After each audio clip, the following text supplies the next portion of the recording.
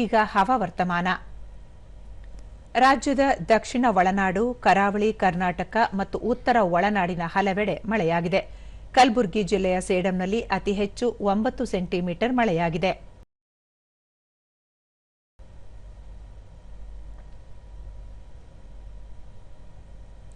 ಉಳಿದಂತೆ ಬೀದರ್ನಲ್ಲಿ 8, ಚಿತ್ತಾಪುರ 7, ಗೌರಿಬಿದನೂರು, ಗಬೋರು, ಚಿಂಚೋಳಿ, ಜೇವರ್ಗಿ, ಗುರುಮಿಟ್ಕಲ್ನಲ್ಲಿ ತಲಾ 5 ಸೆಂಟಿಮೀಟರ್, ಹುಮ್ನಾಬಾದ್,